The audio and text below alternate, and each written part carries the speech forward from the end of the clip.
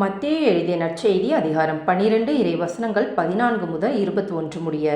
பரிசேயரோ வெளியேறி இயேசுவை எப்படி ஒழிக்கலாம் என அவருக்கு எதிராக சூழ்ச்சி செய்தனர். இயேசு அதை அறிந்து அங்கிருந்து புறப்பட்டு சென்றார். பலர் அவருக்கு பின் சென்றனர்.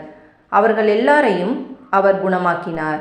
தம்மை குறித்து வெளிப்படையாக பேச வேண்டாம் என அவர்களிடம் அவர் கண்டிப்பாக சொன்னார். இறைவாக்கினராகிய எசாயா உரைத்த பின்வரும் வாக்குகள் இவ்வாறு நிறைவேறின. இதோ என் ஊழியர், இவர் நான் தேர்ந்து கொண்டவர், இவரே என் அன்பர், இவரால் என் நெஞ்சம் பூரிப்படைகிறது, இவருள் என் ஆவி தங்கும்படி செய்தேன். இவர் மக்களினங்களுக்கு நீதியை அறிவிப்பார். இவர் சண்டை சச்சரவு செய்ய மாட்டார், கூக்குரலிட மாட்டார், தம் குரலை தெருவில் எழுப்பவும் மாட்டார். நீதியை வெற்றி பெற செய்யும் வரை நெறிந்த நாணலை முறியார், புகையும் திரியை அணையார். எல்லா மக்களினங்களும் இவர் பெயரில் நம்பிக்கை கொள்வர். இது கிறிஸ்துவின் நற்செய்தி. கிறிஸ்துவே உமக்கு புகழ்.